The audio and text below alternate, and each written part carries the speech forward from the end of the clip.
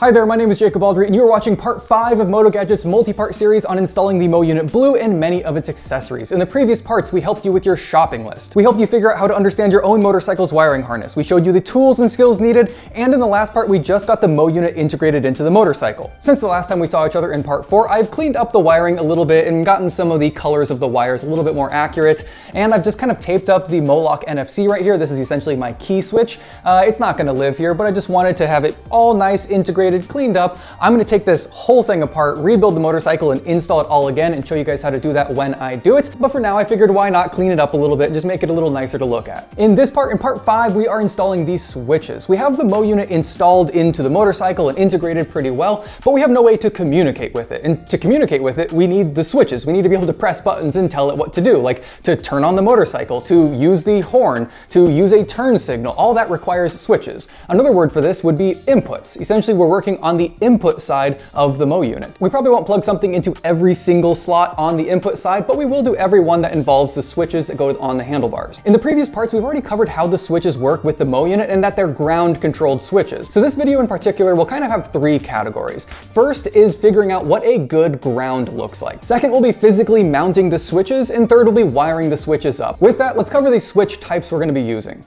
These here are the mo.switches from Motogadget, and there's really 2 kind of categories that you need to know about that Motogadget sells. First is the switches like the mo.basic, the mo.plain, and these are not wired and they do not have LEDs in them. They don't light up, they're just the black buttons. They're nice, simple, sleek, but you have to wire them yourself. The other style of switches that Motogadget sells is things like the mo.basic LED and Pro, and that comes with LEDs on each of these that light up around the buttons, and you can pick what color over which button you want when you order it.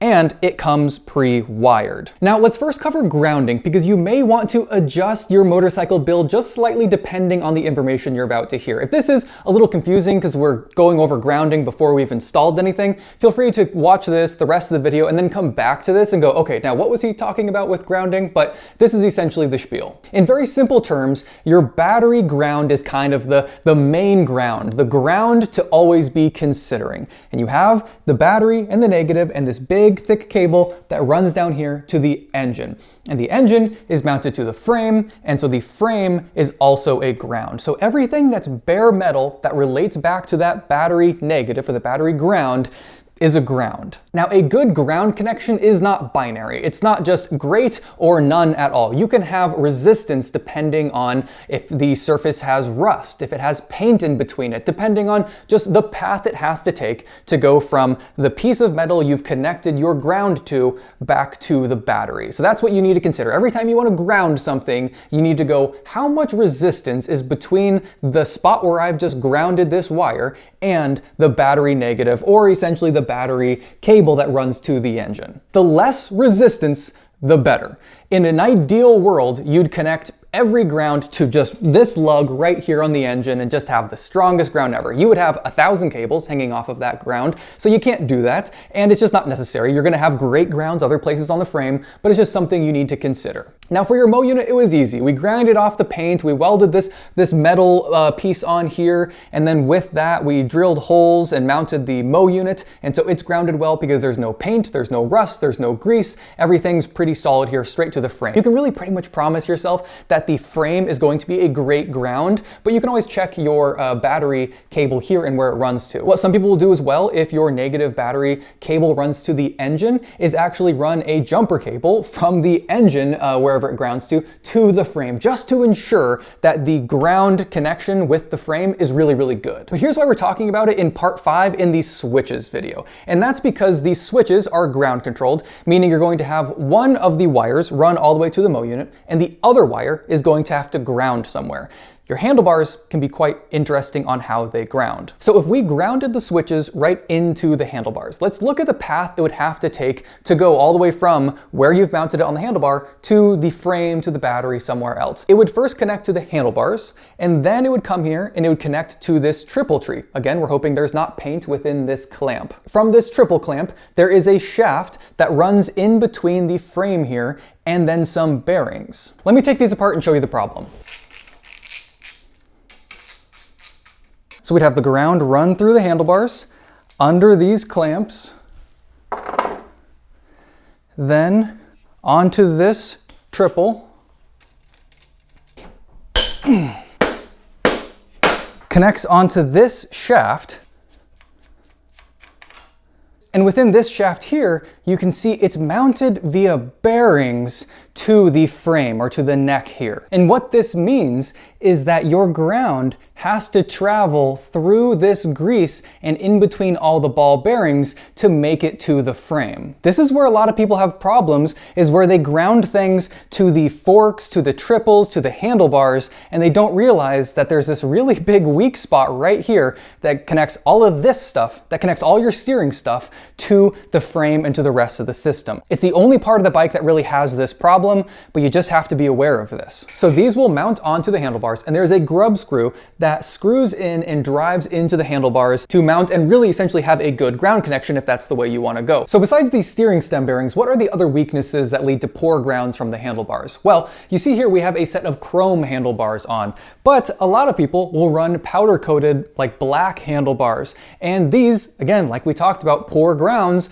you covered it in paint, this is not going to be a bare metal to bare metal connection. So when we clamp these in here, it's going to have paint in the way and it's going to have a ton of resistance. So Motogadget in their manual for the mo.switches says that you need less than 3 ohms of resistance from the handlebars to the battery negative pole to comfortably not need to run a ground wire from the handlebars past the triple tree to the frame itself. Now here's how we're going to check that ground. I have my multimeter and I'm going to put it in the ohm setting for resistance.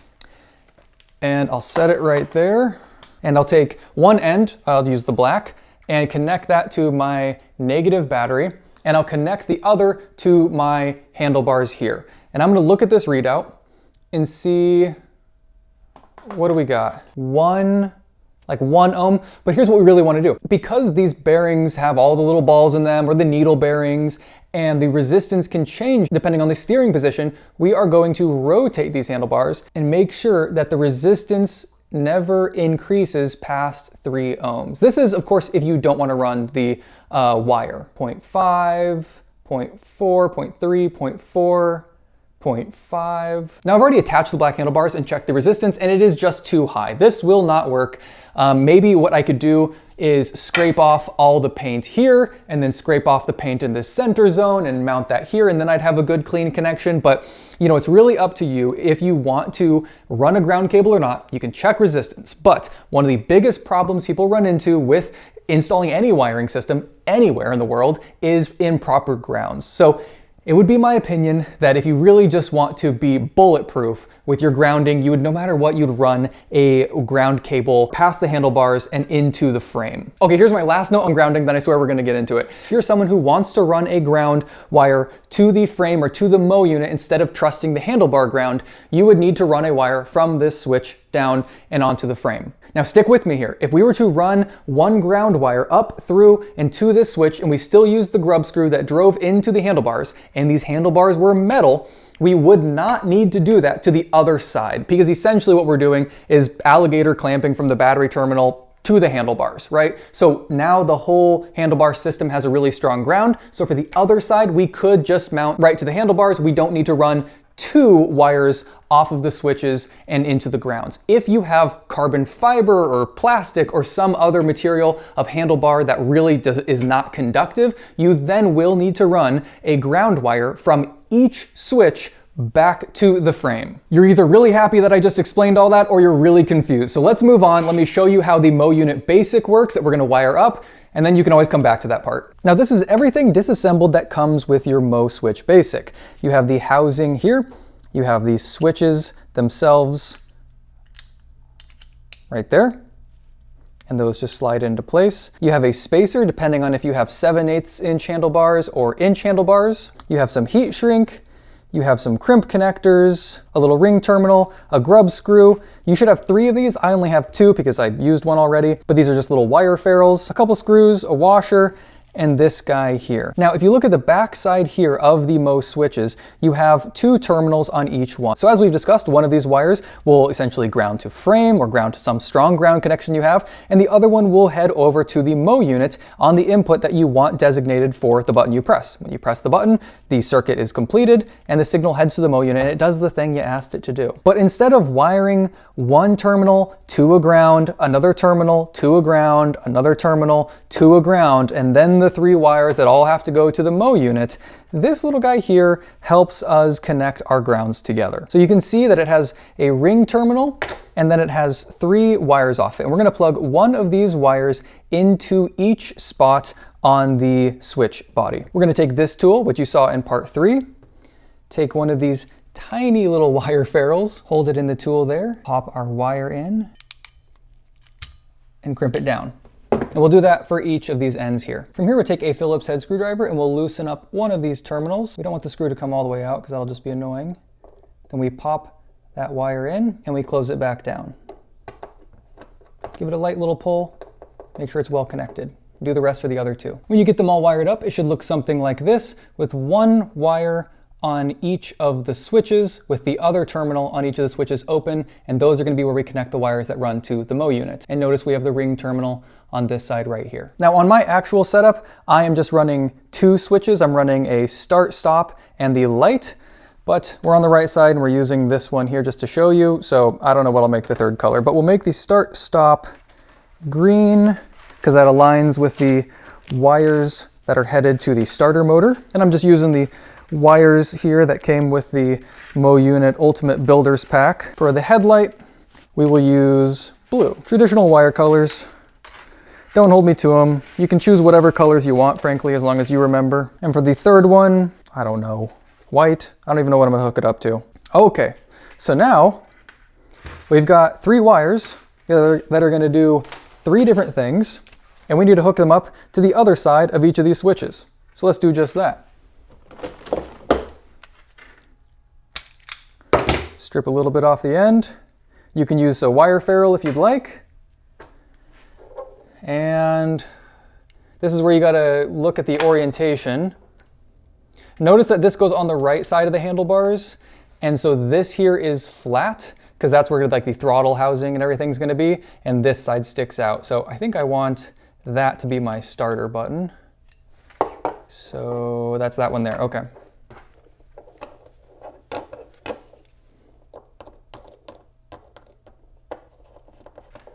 Okay, and then I wanted my headlights to be this blue up top, and the 3rd random white wire that I don't have a purpose for.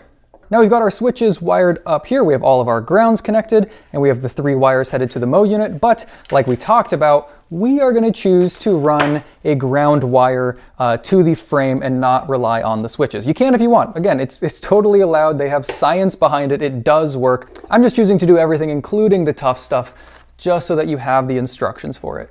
Okay, and here we have our ground wire that we're going to connect to the switch body as well. I used way too thick of a wire, but it's what I had on hand, and we'll see if it works. If it doesn't, just use a thinner ground wire. But I've just attached the ring terminal on it. That came with the kit. Okay, now it is time to mount the mo switch onto the handlebars. I'm gonna use the chrome handlebars for the mo switch basic, and I'm gonna use the black handlebars for the mo switch basic LED. That way, depending on which switch you picked, you can scrub through the video and it's pretty easy to tell if you're watching the right part or not. So mo switch that we're wiring up is going to be on the chrome handlebars. The first thing we need to do is figure out where we want to put these, because we need to drill a hole so that the wires can run into the handlebars. That is a consideration. They have to go through the handlebars. You could probably figure out a way to get it to not run through the handlebars. I know a lot of OEM stuff doesn't run through the handlebars. It looks kind of messy. And for my Resto mod motorcycle that still has original wiring, I still ran it through the handlebars and it looks way nicer. So it is a preferred method. And this is the same. You really do kind of have to run it through the handlebars. It looks way cleaner. It's the better way to go. But that means we got to drill a hole into it, and it needs to be in a specific spot. So let's grab everything else we're going to be putting on the handlebars and mock it all up, and then mark the spot we're going to be drilling. For me, that will mean a throttle tube that goes to about there. And I need a master cylinder brake lever situation as well. How does that feel on the hand?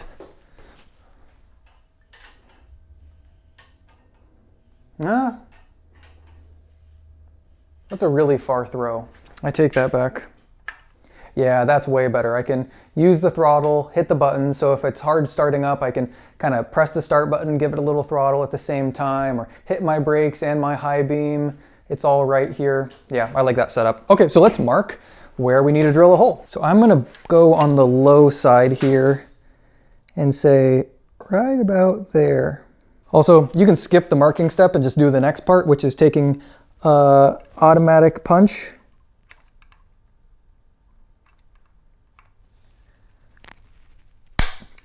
And just punching where we're gonna drill. Really no need for the other controls for the rest of this setup now. The only thing you need to consider is if this didn't come off and you had to slide it on only, then you'd have to slide it on before you wire in everything, because then you can't take it out. But this is a fully removable clamp style, so we'll take that off, we're good to go. So if you wanted to wait, you've got your Sharpie mark. You come back to it, give it a hole punch, and now we're gonna drill a hole there. How big of a hole, you ask? Well, I'm gonna start it with a small-ish bit. That's the technical size. What is this? What am I starting with? Oh yes, the ever common 7/64. Really, I'm just using any bit that'll start it nicely.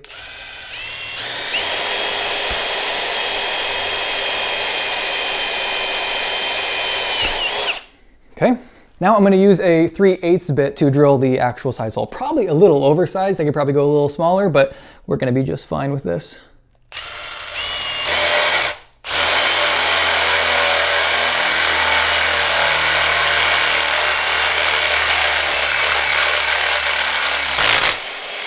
Now we're just gonna take a file and smooth this out on the inside and, oh yeah, see, look at that, and on the outside. We are gonna have wires that run in here, live in here, and vibrate in this hole for its entire life. So we wanna make sure that this is nice and smooth and isn't gonna break any of the wires and cause them to contact the handlebars, which would act as a switch, right? If it grounds, it probably is going to set it off, because that's how these switches work. Okay, now that we have the hole drilled, we have our mo.switch body, and you'll notice that it came with this gold ring. You may or may not need it. It depends on if you use 7/8 inch or inch handlebars, metrics down below here.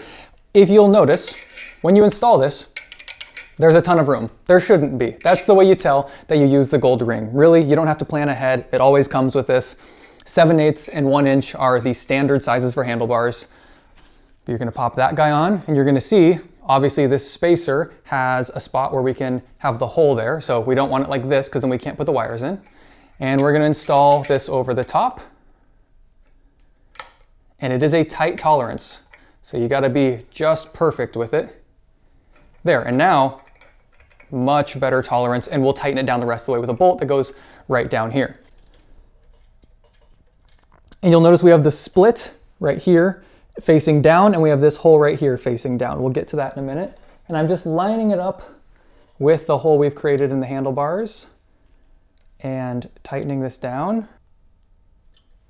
There we go, that's nicely mounted. From here, we are going to run the switch and all of its wires through that hole and into the handlebars. Now you wonder, where do they come out? Well, you gotta drill a hole somewhere in the center. Here, I've actually drilled a hole right up front. Don't do this, put it on the back side here where it's hidden, but essentially aim for the center of the handlebars and drill an exit hole, and that's where it'll come out. Honestly, there's no great crazy trick on how to do this. You can run a wire from the exit spot back up into this hole and pull it out, and then tape all your wires to it and chase it through, or you can kind of just jam them through and hope that you see them all here, use a hook, pull them out. You know, it's never easy, but it's also never been impossible. Pop them into the hole and make sure they head down the handlebars that way. And I am just gonna eventually see them. Oh nope, see, I'm not. Okay, let's do the other way. Let's grab a wire, put it through our entrance, or through our exit hole. There we go. There, we'll tape our wires to this. I'm kind of pushing and pulling at the same time.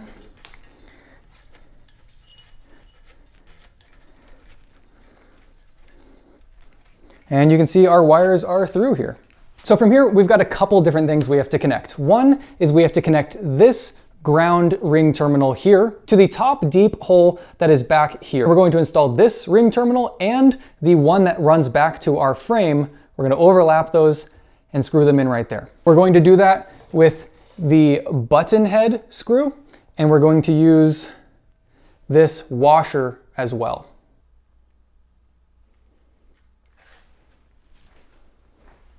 Okay, now I think we can all agree, because we have this black wire here that's going to get grounded to the frame, and that's connected to a bolt, and also on that bolt is the 3 wires that connect to the buttons, that we have ground to the buttons, but we don't have ground to the other side of the handlebars if we wanted it to. And that's what this tiny little grub screw here is for. What this grub screw will do, will go into the last hole available inside here, and it's going to ground the whole unit with the handlebars themselves and make the handlebars truly grounded. This is why you don't technically need this big ground cable, because we're going to ground this housing to the handlebars right here with this grub screw. And that just goes right here in the center. And we're going to screw it in pretty tight. We do want it to pierce, you know, the metal and be pretty well dug in there.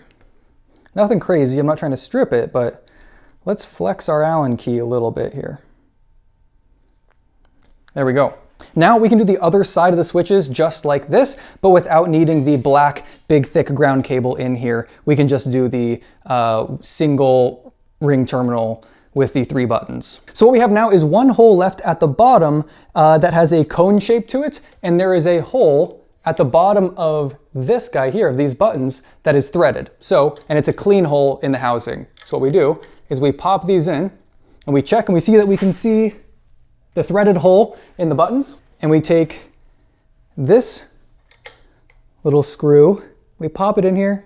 This shouldn't be difficult. You should be able to thread this in pretty easily. Okay, once that screw is in there, and your buttons are all still working and everything, that is installed. So now you can install your throttle housing and your brake lever if that's the stage that you're at, or we can keep going here. And now that we have our wires to run to the mo unit, we can go ahead and do that. I'm just too excited. We might as well, let's call it double checking fitment. Ah, how cool is that? That looks awesome. Now that we have the wires ran through the handlebars, I want to talk about a couple things before we go and plug these into the mo unit. First off is hole size. This kind of goes for all of this, for everything we're doing here, but check your local regulations. Some countries have specific hole sizes or hole maximum sizes that you can put into your handlebars. So just, again, that goes with everything we're doing here. Check to make sure it's legal and that you're allowed to.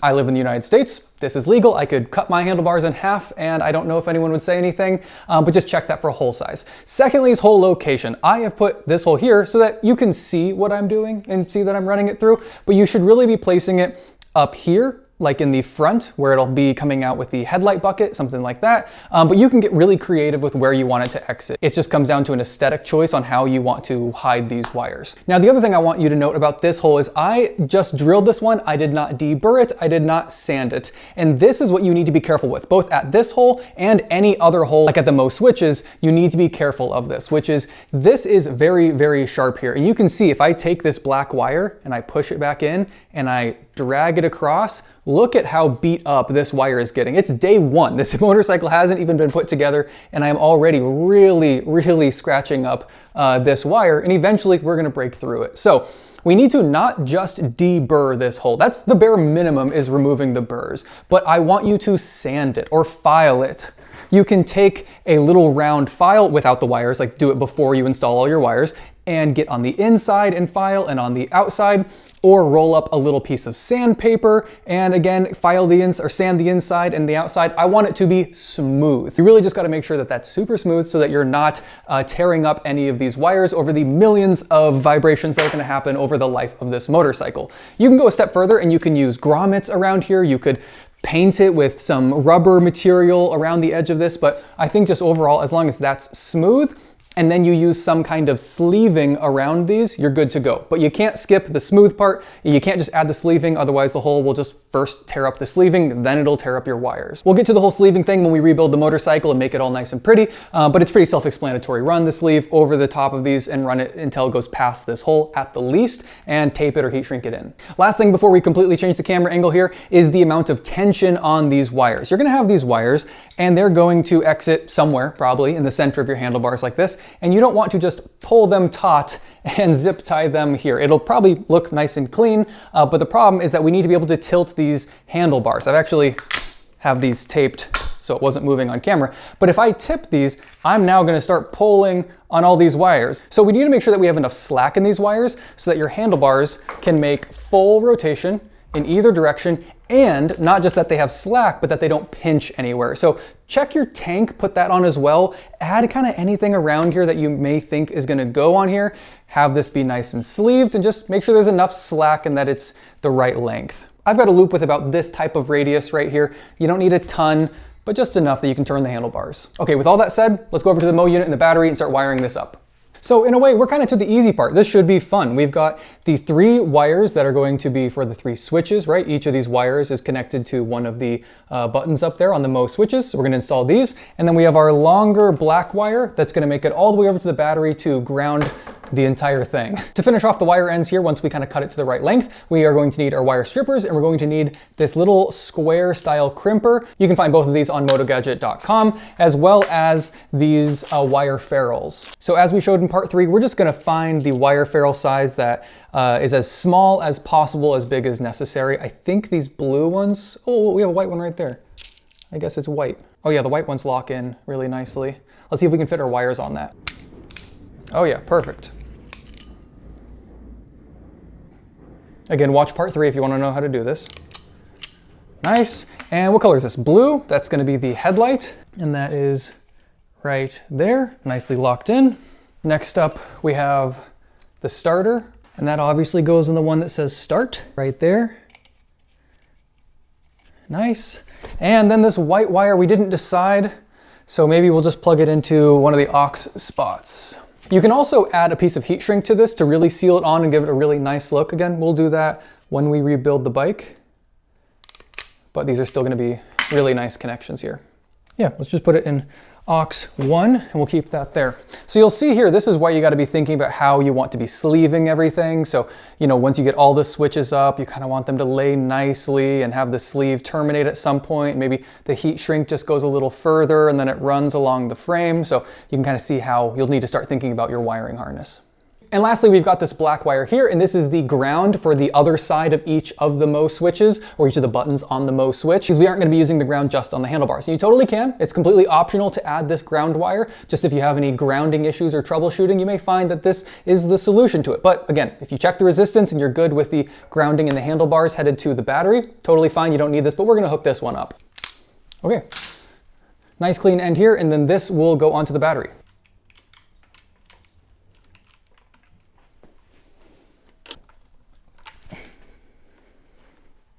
So even though we don't have any outputs connected, except for the starter motor, don't forget that if we press the starter motor right now, the bike should attempt to turn over. But for the other buttons, like what do we have over here? Oh, headlight. We don't have a headlight plugged in. The nice thing about the mo unit is that you can look right here and you can see the light that lights up for the, well, this is the headlight here, the light for the input side and for the output side. So you can confirm that it's doing it. So I believe that was the top button. And if I press it, we should be seeing the input and output light up. So cool, you can actually see that there are 2 lights because I have the low beam on, or just the regular headlights, and then as I just tap it, it flashes on that high beam like a flash to pass. So we can set this all up later, but that button works. And then we have the starter motor. I'm pretty sure if I press this button, it's going to try to turn over. Let's find out.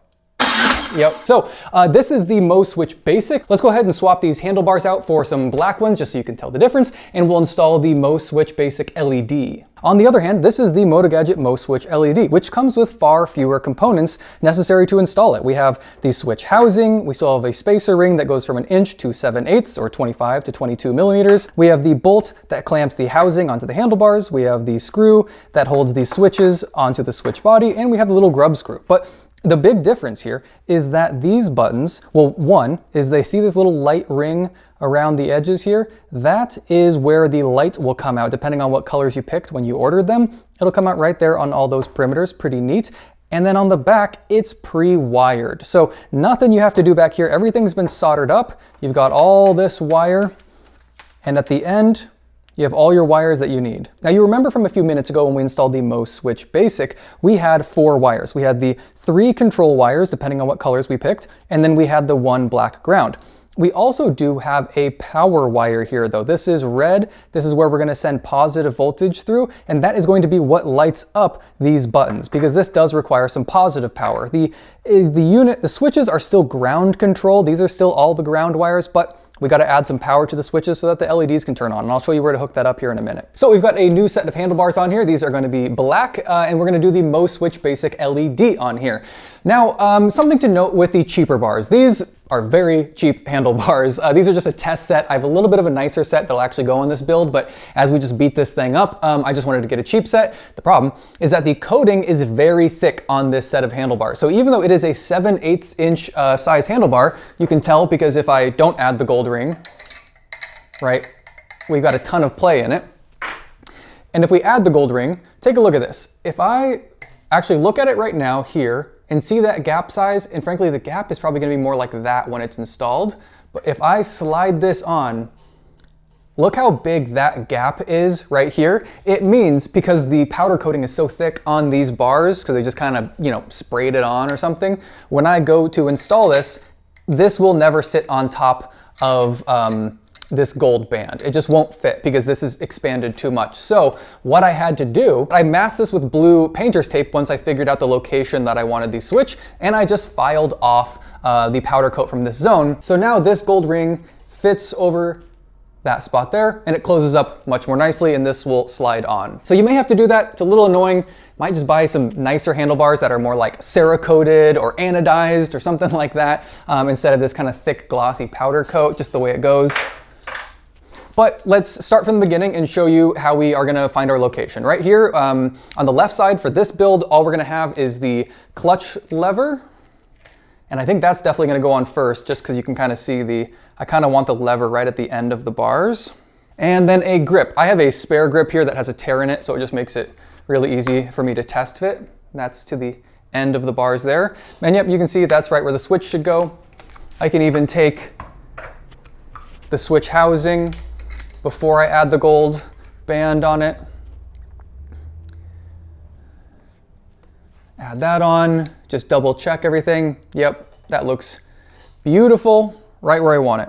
So just like we did before with the mo.switch basic, we need to run these wires in. Thankfully, we didn't have to wire anything up though. That is pretty nice. Even if you don't want the lights, maybe you just don't hook up the power side of this, just to not have to wire it. That's a pretty nice add there.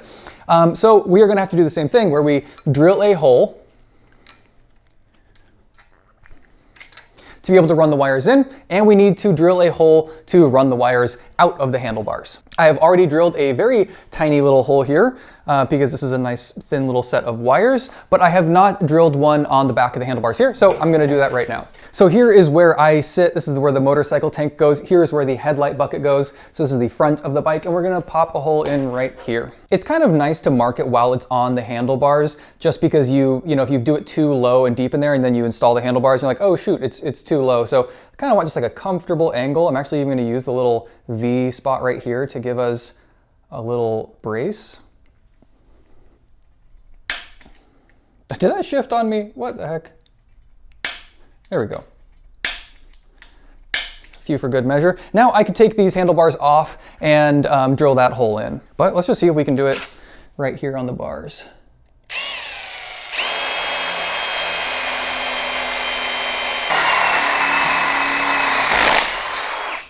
There we go, look at that. Did it without scratching anything. Again, deburr and sand this until it is smooth. Now, just like the mo.switch basic, we're gonna put on our gold band here. This is also probably like brass, it's not gold, don't go to a pawn shop with this. And if you have controls that aren't split pieces that you need to slide on, install those first before you install this switch housing. But everything looks like it's split, so I can just clamp it on after the fact. From here, we'll slide on our switch housing, making sure it's in the right orientation of how we want it. Nice, we lined it up correctly. We have the hole, the gold band is on, looks good. From here, we use the bolt that holds the housing to the handlebars. That's on the bottom side, at least on this model. You don't need to go crazy, but you know, enough to tighten it. You can also consider using some Loctite in here if you want. I think most bolts that aren't doing any of the grounding or anything, you can always consider using a little blue Loctite. Just for good measure, I'm going to install this grub screw. At the very least, it'll ground the housing and it will help hold it in place by kind of driving that spike into the handlebars and keep it from rotating. That leaves us with one screw left, and that's gonna go on the bottom to hold the switches or the buttons into the switch housing.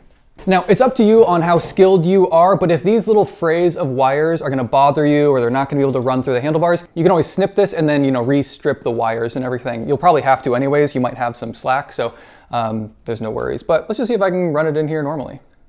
Why not? Boop. Okay, there we go. Nice, clean wire end. That'll make it a super easy run in. And we'll angle it as we push it in so it's going this way down the handlebars.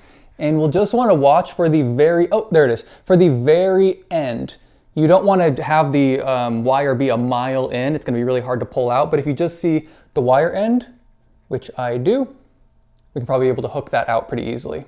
I just grabbed the tiniest Allen key I have, which is hilariously small, but it fits into that hole. I can grab that wire end. Come on, come on.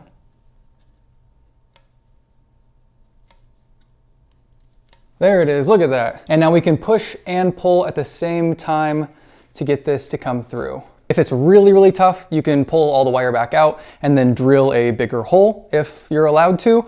Or you can run a wire the opposite way, push it in and pull it through, but it really isn't too bad. Now, as we get close here, we are just going to make sure we have it lined up the correct way. The way to tell on this little trio is that you have a hole on the bottom right here that's threaded, and that goes on the bottom of the switch housing because that's where the screw goes to hold it all in place. So I know that's down there. I'm gonna kind of keep pulling the wire over here, taking up some slack. Best way to check that it fits is if this screw will go into the bottom of the switch housing and thread in, you know everything's lined up. Yep, there we go. Nothing too crazy on this one, just finger tight. And that's installed. We've already talked about having a hole back here, the slack, pinching, all that stuff to account for, smoothing out the hole so you're not tearing up the wires. And let's get over to the mo unit and wire it in. Okay, we're back at the mo unit. We've got our wire ferrule kit. We've got the NFC lock tag. We have our fuse, which is not in the system right now because we're working on the wires. And we have, again, the square crimper and the wire strippers. Now in the mo.switch basic, not LED style, we could have grounded to the handlebars or we could have grounded to the battery and maybe a frame if you had to, but really the negative terminal on the battery is the way to go. But for this set, we are really just left with this wire strand that has to come out down here by the mo unit. So we're gonna ground this at the ground terminal that we have here. And then we're gonna wire in the rest over here, including the power wire, which we'll put in aux 1. Start with the ground, take the wire, strip it. There we go. And we'll pop it in to that ground spot right there. Actually, before we connect, let's just put all the wire ferrule ends on. Also notice that you don't get to pick your wire colors because it comes pre-wired, so just account for that for your wiring diagram. Maybe order these first, see what the wire colors are, and then label those as such. Okay, so before we pop these in, you may be wondering, well, how do I know which color is which button? Well, there's an easy way to figure it out. We're just gonna ground the ground wire. I can take my multimeter, turn it to its continuity setting. It was either part 2 or 3 that we kind of covered how multimeters work. And we will ground one side there, and we know the red one is power. That's gonna be the reason those LEDs light up. But let's just start with the yellow, and we're just gonna touch this here and hold that together and press one of the buttons, top left, nope, bottom left, nope, bottom right. Huh. Why is my continuity not making any noise? There we go. Jeez, wake up. Jeez, that was scaring me. It was my multimeter was messing up. Okay, yellow wire, bottom right, or bottom left, bottom right, top left. Yep, so yellow is going to be my left turn signal. Let's plug that one in. That is turn left right there.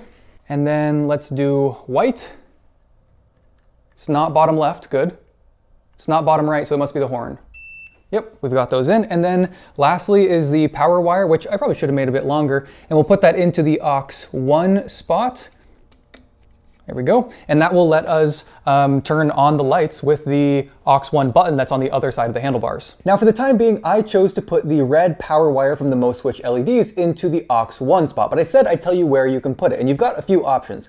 You can choose aux1, aux2, or the ignition spot, really anywhere that has 12 volt switched ignition. If you were to tap it in with the brown wire, it would always come on when the ignition comes on and always off when the ignition is off. If you were to put it in the aux1 or 2 spot, you then could choose to control it with a switch in the aux1 or aux2 input spot. Your main goal is to make sure that it is consistently on when you want it to be and off when your motorcycle is off so it doesn't drain the battery. Okay, hi, I hadn't planned on showing you this part yet, but if you hooked up your mo.switch basic LED and you want to see the LEDs and you put it in aux1 or aux2, they may not turn on even when you go to try to put the switch on and you know, ground it onto something. Again, remember how we hot wired switches? Just pretend that this is a switch in aux1. It would be the white wire, but we switch out the handlebars. So when I tap it, it's not going to turn on the LEDs, maybe. So let's show you why. If I turn on, nice. If I have my mo unit on and I have my positive wire of my mo.switch basic LED right here, plugged into aux1, because that's what I chose to do, and I go to use my aux1 button and I ground it, nothing happens. These lights aren't turning on. And you go, oh, well, is my aux1 broken? I see the light right here, aux1, right? It's turning on, but I'm not getting any lights. What you need to do is go to the mo.ride app. We're gonna go over this in a later video, but just, you're probably gonna be sad if your lights don't work right now. Go to the mo.ride app and you're gonna go to your settings. It's the little gear icon, mo unit settings. You scroll down and you have output aux1. My current setting here is tail light. I don't want tail light. I want something different. And I've got a few different options. I can do switch at aux1, and you may think, well, I want a mo.switch at aux1. What you'll see that will happen is when I ground it, it turns on. Oh wait, I have to hit OK, there we go. It turns on, but off every time I let it go. It's a temporary switch right now. I don't want that. I want to press the button and have it turn the lights on and press it and turn it off. So output aux1, button at aux1. Now, when I tap it, it turns on. If I just tap it, it doesn't turn off, but I press and hold and it turns the lights off. I can also have it go to output aux1 and have it just say activate with ignition. If you're just like, I know when the bike is on, I want the lights on, then when you turn the bike off, the lights are off. When you turn the bike on, the lights are on. Anyways, all of that is to say, if your aux outputs aren't working, you may just need to go into the mo.ride app and change around some settings. Again, that's just optional. You don't need to have a button that turns on and off the lights, but it's just up to you on how you want to wire that up. From here, I'll pop in my fuse. I see some lights, cool. We will turn it on. Cool, that's my phone doing that because I have the Bluetooth hooked up. So you can see that the lights are on, they just look awesome. I did 2 orange at the bottom for my turn signals and white for my horn. Just think it lined up nicely, it felt intuitive. But let's press the left turn signal button and see that it lights up the left turn signal input. And then we can press the right. You hear that? That's my phone making the turn signal noise. Turn it off, here's my left. That's too cool. Okay, and then I have my horn up here. This shouldn't make a horn noise. So that should hopefully turn on my horn input there. Okay, so at this point you should have your switches wired in. I only have 1 set because 1 is on each set of handlebars, but you should be all wired into those inputs with your switches, confirmed that they worked, and good to go. And if you're following along with the wiring diagram, this is where we're at now. Even in the wiring diagram, I've chosen to have the right side have the mo.switch basic and the left side have the mo.switch basic LED, so you can see how they're wired differently. But you can check this out. Again, don't follow the wire colors to a T. You can choose to do what you feel is necessary, but this is the updated wiring diagram as we have it today. But for the next video, we are going to be moving to the output. So we're going to be installing the lights and the horn and everything that these switches are going to be controlling. The next time I see you, I'll have both switches installed on 1 set of handlebars. So we have all the wires plugged into the mo unit and on the set of handlebars for us to use. And I'll of course again be cleaning up the wires a little bit so it's a little easier to look at. But until then, don't forget that Motogadget has all their manuals online, so that way you can read ahead or look back if you just learn better from reading. The manuals are online. You can just search search up the Motogadget parts with manuals at the end, and I'm sure you'll find the PDF. If you have not bought all your Motogadget stuff, you can buy Motogadget parts at motogadget.com or motogadget.us. Until the next part of this series, you can find us on YouTube Shorts, TikTok, Instagram for shorter, faster vertical content. Thanks for watching.